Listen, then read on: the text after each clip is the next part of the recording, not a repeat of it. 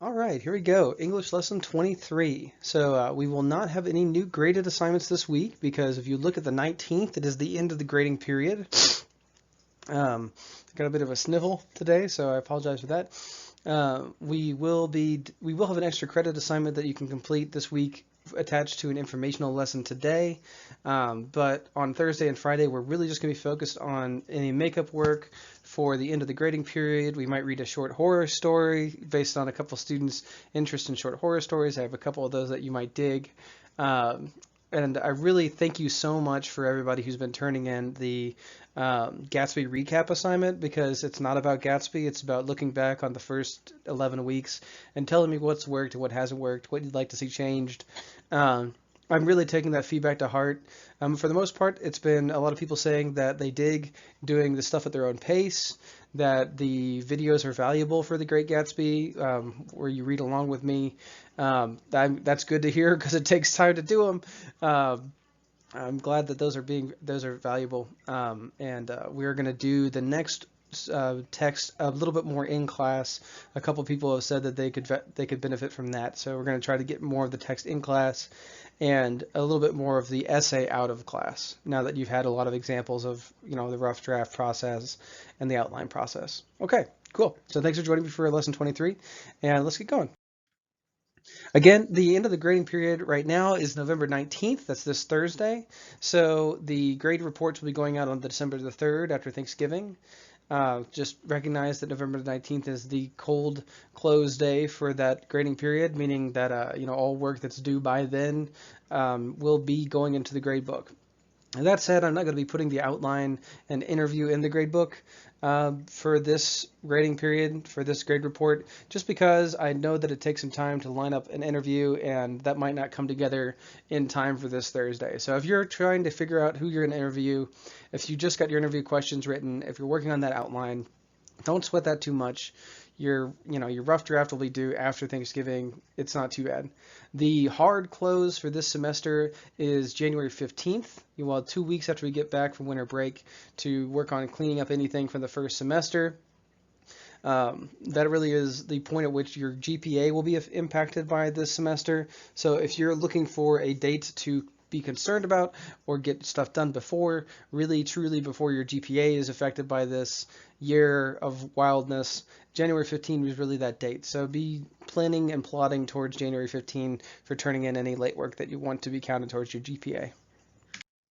All right, so for this week, we have one extra credit assignment. It's an audio reflection. I really dug getting the audio reflections back from students on Gatsby, on closing that out for extra credit. So I'm going to do more of those assignments just because it's cool to kind of have a slow conversation with you guys. You turn in your audio reflection, I talk back to you in the comments.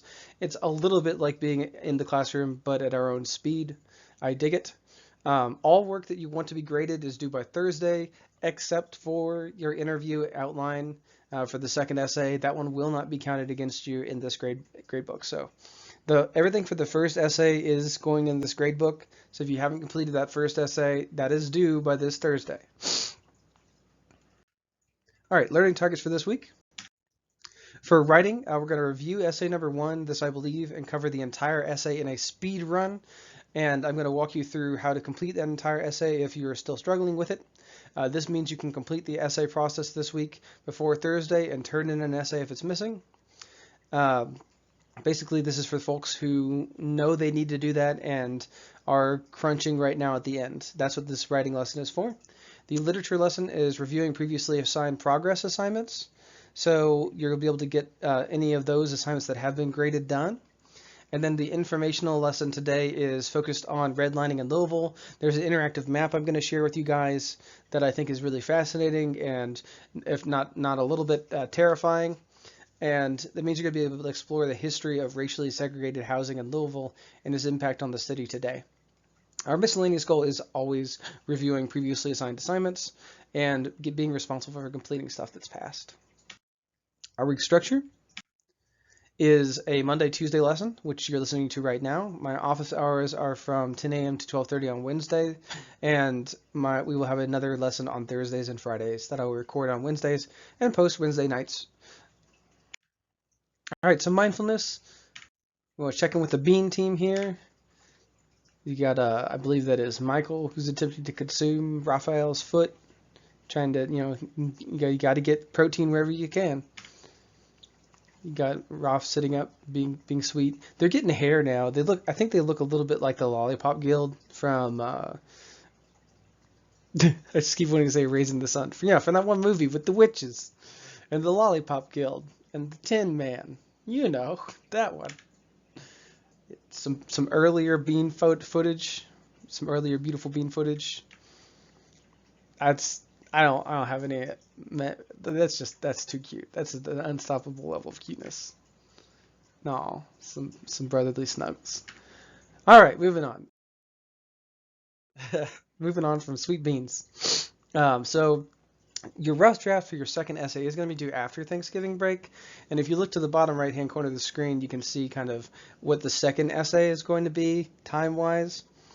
We're not going to go through that today. Today we're going to dedicate this writing lesson to getting essay number 1 done as quickly as possible. This is probably not going to get you the maximum amount of points you could get on your final draft, but it's going to get you definitely more than a 50%, which is what everything's locked in at for missing work right now. All right, this is essay 1 speed run. So put on your speed run goggles or whatever.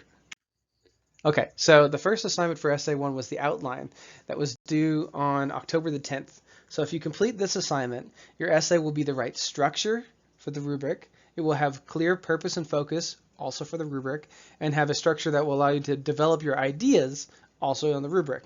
So do the outline first. It is worth 50 points. It was previously due on October the 10th. It is the link on the right there with the colors on it. It is color coded.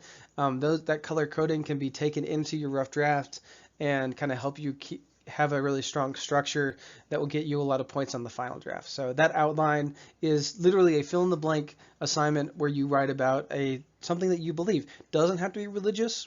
Could be a belief that you have had for a long time, like I believe that all mattress stores are secretly fronts for the mob. Don't tell the mob I said that, but I believe that. Who's buying mattresses often enough for mattress stores to stay in business?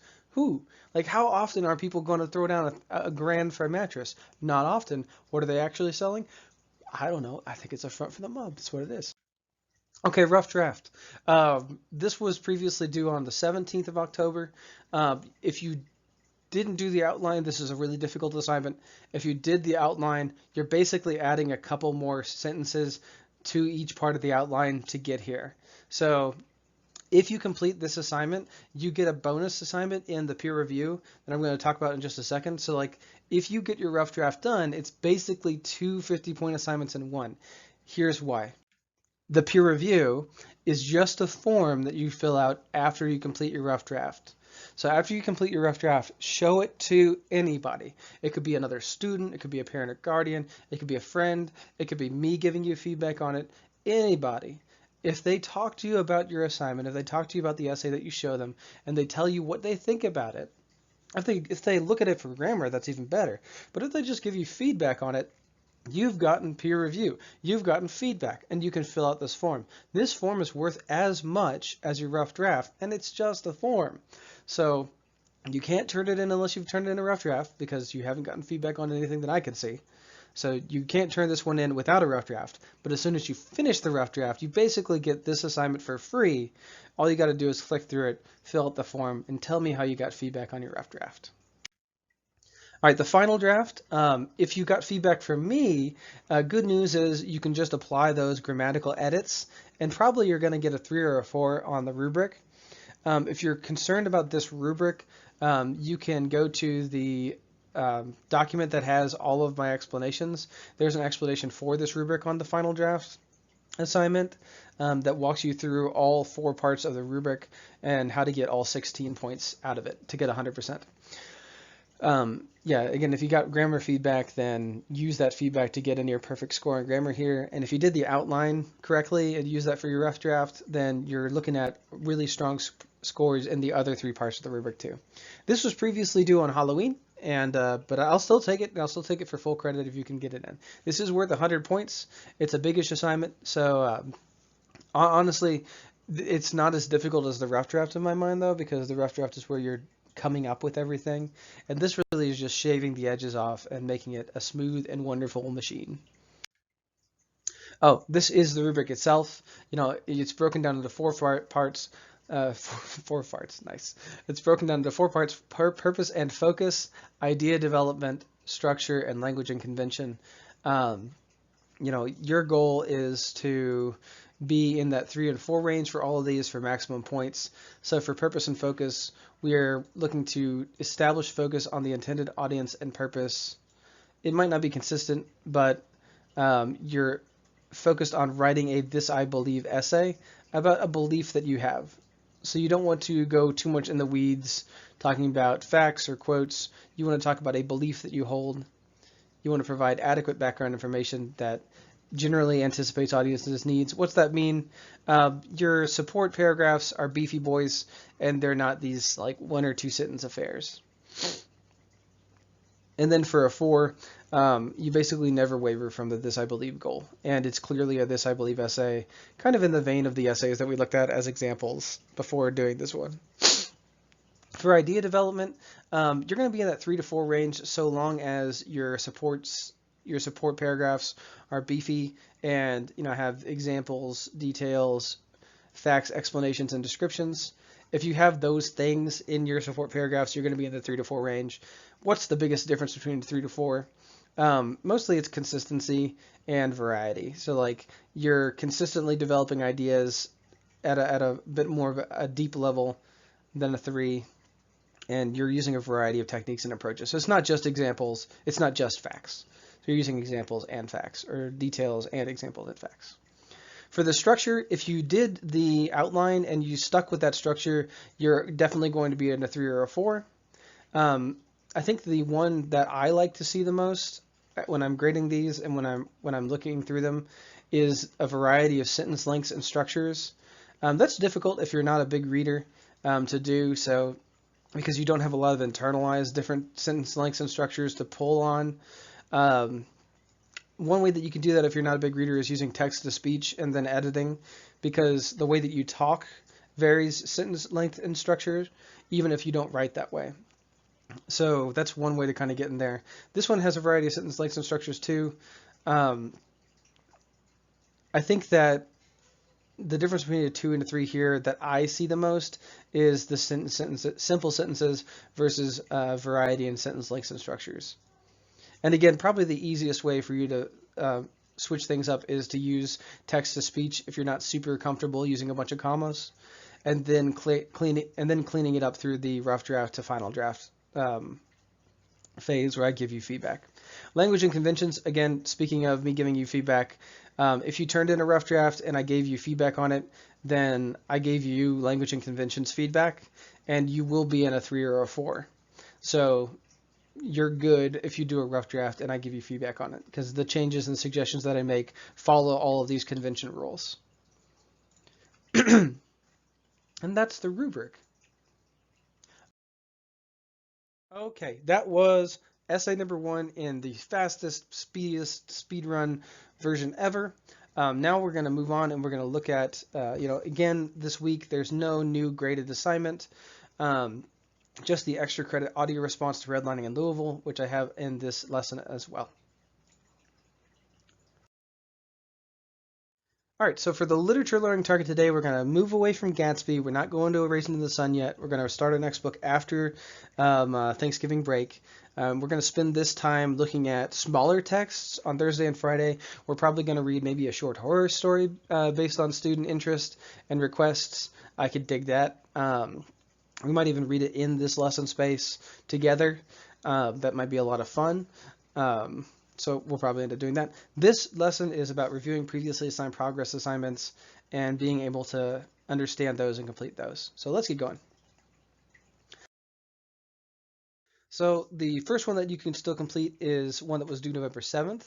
It was the interview questions for your college or career focus decision. So for that one, all you needed to do was tell me whether you're going to do a college interview or a career interview for your assignment for your second essay. And then you're going to write 6 questions that you could ask in that interview for college or career interview. Those questions are 6 different kinds of questions, and I give you some guidance about how to write those questions on the left side of the assignment, and on the right side you write those questions and then you get credit for that. So that's a pretty quick one. You're just writing 6 questions and telling me college or career. The next one that you can do that is a pretty quick assignment is the Gatsby recap and reflection assignment. You only need to answer 5 of the questions in here to get full credit, and they are all opinion questions about what has been working or what has not been working this year in this class. I've already taken some student suggestions from this assignment, and I'm already working to incorporate them into our next unit. So understand that like what you tell me is working or isn't working may change for the next unit about how I am teaching the class. If everyone says something is working for them together, I will definitely keep that. So right now I'm definitely keeping the 50% for missing grades because people are finding that to be really valuable, and it's helping them keep up with stuff, and if they miss something they feel like it's not going to sink their grade because it isn't. So definitely keeping that. I'm definitely keeping a way for you to read on your own time, even if we do some reading in class. So there's some things that I'm definitely keeping. The informational texts are still going to be aligned to racial history in the United States, but I'm going to be adding some more variety there too. People seem to be valuing that conversation, but at the same time they'd like some more other stuff like true crime. Informational texts sounds like a lot of fun to me, so we'll see how we can work that in. And that's all just stuff that people have been suggesting. So I would very much love for you to complete this assignment. You only need to answer 5 of the questions. If you answer more than that, thank you, because I value the feedback. All right, so this next one was due on October the 10th. It was Gatsby Chapter 4 questions. This one is super straightforward. It is a very basic just kind of check-in for Chapter 4 about what happened in Chapter 4. It has to do mostly with character development and events in the text. It's kind of an are you reading check. If you watch the film, you should be able to answer these questions as well, but I would very much like for you to knock this out. It is a really quick assignment. The next graded assignment was due on October 3rd, and it is a longer one. This one's tied to the concepts of figurative language. There's a figurative language explanation in the lesson for that week as well to kind of walk you through. I also have some figurative language examples in this assignment.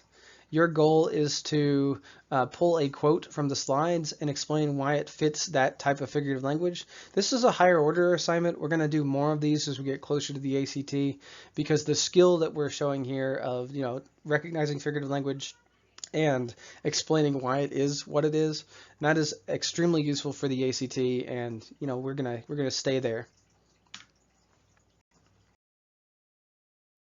And then the last one, Graded Gatsby Journal number 1, you only need to answer 1 of these questions to get full credit for this. It is a super fast assignment, especially if you've seen the film or if you've read a summary or if you've read the chapter. It is an extremely quick assignment. This was due September 19th. The goal of this assignment was basically an are you there and can you do online work. If you didn't, then I probably reached out to you through a couple other means since then, but yeah, this is a really quick one to knock out. Okay, so the extra credit opportunity for this week is tied to the next lesson. That was a quick walkthrough of all the progress assignments that have been graded this year. There aren't a ton. There's certainly about half extra credit, half required assignments. That's intentional because I don't want to burn you up with too many assignments. And kind of based on the amount of stuff I've been getting back in, that feels like the right mix. We'll continue to do extra credit and required progress assignments kind of in a back and forth mode as we move through the next text we're going to be reading and as we move through the next essay that we're going to be writing. All right. So this informational lesson today is not a recap. This is looking at a concept called redlining. We're going to look at an interactive map that I'm going to kind of send you to play around with in class, and then give me a recorded audio response.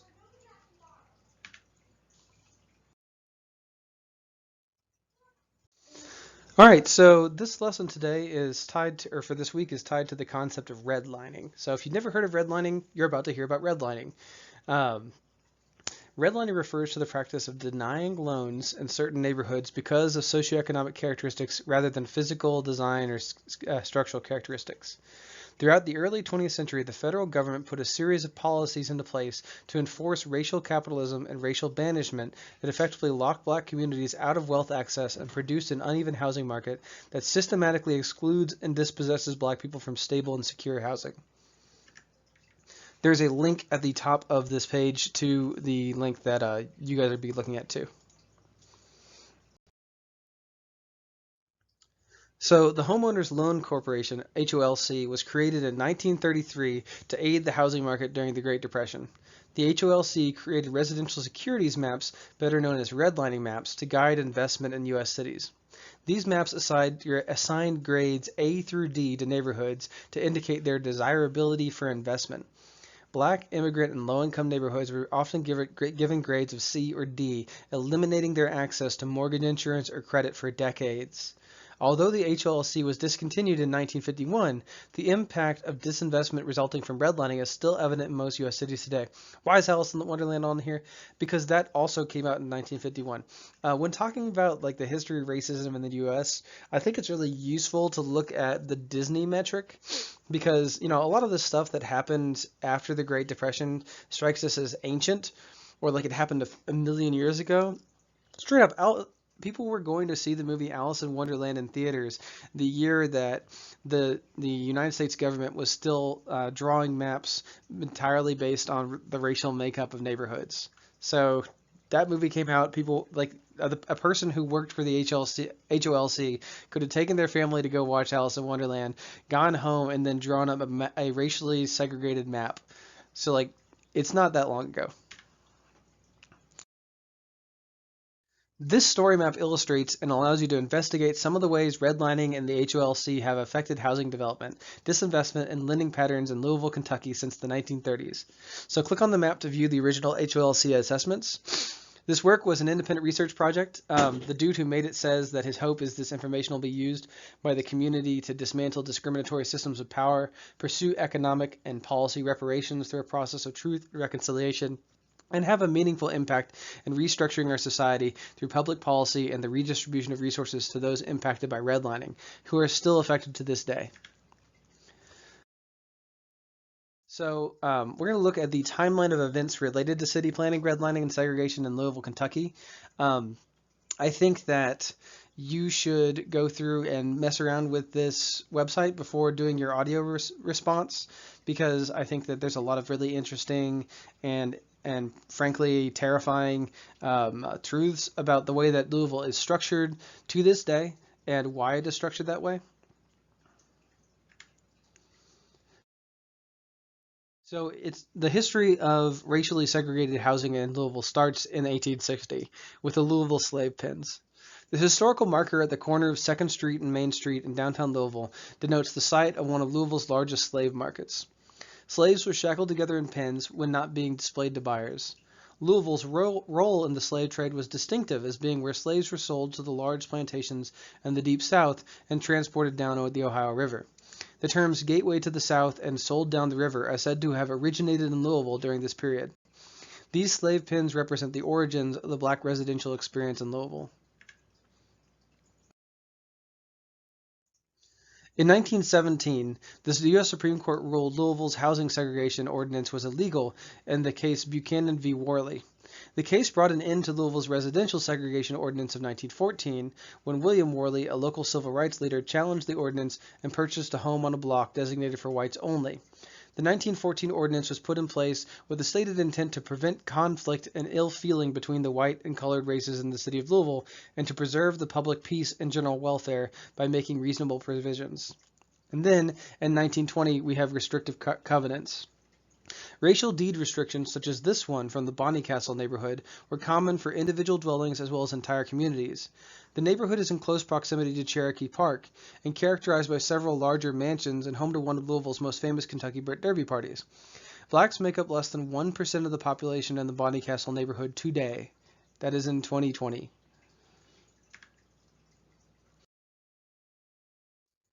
1931 Comprehensive Plan. So after the U.S. Supreme Court abolished Louisville's racial zoning ordinance in 1917, real estate interests and city planners employed new strategies and a new language to enforce segregation in the form of zoning and comprehensive planning. In the late 1920s, Harlan Bartholomew arrived in Louisville to develop the city's first comprehensive plan. Bartholomew was the nation's first full-time city planner and guided the federal government on the placement of interstate highways in cities. Then in 1932, you have the Negro housing problem. In 1932, Louisville real estate interests commissioned city planner Bartholomew to publish a document titled The Negro Housing Problem in Louisville, where he concluded that there are a number of obstacles that are found fundamental to any scheme for improving housing conditions, which include a lack of desire among a large portion of the population for something better than they are accustomed to, which is just straight up racist. And if it were possible to create among the Negro masses a real desire for decent accommodations, the slums would automatically eliminate themselves, which is also racist. A year after this document was published, the city began the process of demolishing parts of the Russell neighborhood to facilitate construction of the Beecher Terrace public housing complex. To facilitate construction of Beecher Terrace housing in 1932. In 1937, there was the flood. The Ohio River flooded in late January of 1937. Although the flood resulted in widespread displacement, blacks living in the floodplain were particularly impacted. Margaret Bork-White's 1937 picture of black men, women, and children huddled in line in the aftermath of the flood was featured in Life magazine of that year. You've probably seen this picture in history books. This is from Louisville. Louisville and the surrounding area, like in southern Indiana and in northern Kentucky, actually produce a lot of like really powerful, important civil rights moments that kind of get forgotten among the bigger moments that happen down south. In 1938, the article Louisville in a Museum piece was written. Author George Layton visited Louisville to draft an article. He described a place that paid great attention to food and drink, but for the rest, let well enough alone. He walked along 4th Street from the river to the Brown Hotel, finding the area lifeless and deserted. He described the intersection of 4th and Main as being like a tomb. The Brown Hotel, he said, was the final splendor of local enterprise, where the old established family businesses with their low wages and exploited labor still hold out, but they're giving place to exploitation from a distance. He went on to note that 106 of the 176 retail establishments were owned by national or regional chains. So a lot of money from outside of Louisville ran Louisville at the time in 1938. In 1957, there was the comprehensive plan. Bartholomew and Associates again visited Louisville to devise an updated comprehensive plan that would insulate and protect the tremendous values in the central business district against the rundown and blighted neighborhoods around it. The plan proposed 2 renewal areas, east downtown, now the medical district, and west downtown, the civic center. Beginning in 1962, each of the areas was razed, meaning brought to the ground, with only a scattering of historic structures remaining. While the medical center was developed in the east, the civic center proposal was replaced by an expanse of institutional towers, surface parking lots, and public housing blocks. The plan proposed increased density in the Russell neighborhood, and large sections of the West End were rezoned from single-family to multifamily, ensuring black residents would be confined to those areas and depressing property values, hindering blacks' ability to accumulate wealth for decades to come. In 1956, the Interstate Highway Act was passed. The 1956 Federal Highway Act facilitated the construction of interstate highways through urban areas. Louisville's 57 Comprehensive Plan recommended highways on each side of downtown as a buffer between the proposed renewal areas. Specifically using that language, the highways themselves would function as a buffer between different areas of the city. This view looks north across Brook and Kentucky streets as residential areas are being cleared for the construction of I-65. Houses in the distance beyond the traffic signal facing Caldwell Street would be raised next. The 9th Street and Roy Wilkins Boulevard divide. In Bartholomew's 1957 plan, he proposed an elevated expressway along 7th Street. However, Louisville real estate interests recommended moving the street further west to 9th Street to allow for more breathing space for downtown. To quote them, This concept was based on the Federal Housing Administration's 1938 recommendation that a high-speed traffic artery or a wide street parkway may prevent the expansion of undesirable entities into adjacent areas. That was the recommendation from 1938, and serve as protection from adverse influences and inharmonious racial groups. Black folks. Straight up, like 1938 was pretty direct. Thus marked the creation of an unmistakable racial barrier, a section of which is now ironically named after local civil rights leader Roy Wilkins. And that is so deeply ironic that, Roy Wilkins Boulevard is the boulevard that was literally designed to separate the city racially. All right, the 1967 open housing movement. In 67, an open housing movement led jointly by the National Association for the Advancement of Colored People, NAACP, the Southern Christian Leadership Council, SCLC, and the Interracial Western Community Council pushed for adoption of an open housing ordinance in Louisville. In that same years, there were nightly marches in the South End, which led to violent counterattacks, more than 400 arrests, a mass sit-in at 4th and Broadway, and the threat to disrupt the Kentucky Derby. We're going to watch this video in class, but this is a Kentucky KET episode 106 that follows former Louisville Mayor Charles Farnsley on a tour of the West Urban Louisville urban renewal site, where he says that the motivation behind urban renewal was to drive the Negro back from the central area so that downtown did not become a black belt. And he straight up points out that was the goal of the urban renewal in Louisville. So busing. In 1975, over 20 years after Brown v. Board of Education, the U.S. Supreme Court forced Louisville to integrate their schools. Due to the hypersegregation of Louisville's residential neighborhoods, students were forced to take buses to various schools in different parts of the city to be in compliance with desegregation standards, resulting in violent rioting by white supremacist groups and attacks on black students. The photo shows the Kentucky State Police escorting black students from Fairdale High School back to their home school of Shawnee in 1975. Today, children in the Portland neighborhood attend 13 different elementary schools spread across Jefferson County, so the busing is still in effect, and I have a video that we'll watch in class to go along with this. All right, so now we're getting into the modern day aspects of segregation in Louisville. So in 2003, the Louisville merger happened, and Louisville combined its city and county governments into one, making it one of the largest 20 metropolitan areas. Although the merger had bipartisan support, many social justice organizations believed it would weaken unions and equal protections. A major concern was that it would dilute black political and electoral power based on the differences in demographics between the city and the county. Louisville's demographic data was a major motivation for merger. As noted by then Louisville Mayor Jerry Abramson before the merger, Louisville was becoming older, blacker, and poorer. So by adding all of the surrounding counties, which are predominantly white, you reduce the impact of the black vote in Louisville. 2019, the demolition of Beecher Terrace. The Louisville Metro Housing Authority, the LMHA, through a choice neighborhood grant from HUD, demolished the Beecher Terrace public housing complex in 2019, displacing over 1,500 of the city's poorest residents. The LMHA and the Louisville Metro government made promises of one-to-one unit replacement and a lifetime guarantee for residents to return. These promises are deceptive. LMHA is replacing nearly 800 units with 629 units at the Beecher Terrace public housing site. At least one-third of these units will be market rate. The one-for-one replacement touted by LMHA does not mean on-site replacement. It means that a replacement public housing unit will exist somewhere in Jefferson County. Residents then face the choice of scattered site public housing, accepting a housing voucher, commonly called Section 8, or opting into unsubsidized market rate housing. Anywhere between 1,300 and 2,000 people lived in Beecher Terrace. These residents are now forced into an affordable housing market that is undersupplied by over 60,000 units. As the Metropolitan Housing Coalition noted, Beecher Terrace is not getting replaced with newly built replacement units. Instead, LMHA is creating contracts with private vendors for already existing rental units, so there will be a net loss of 400 or more rental units in Louisville. But they double count those contracts to replace public housing as new Section 8 project-based vouchers. Either they are new or they're a replacement. Counting them twice is deceptive.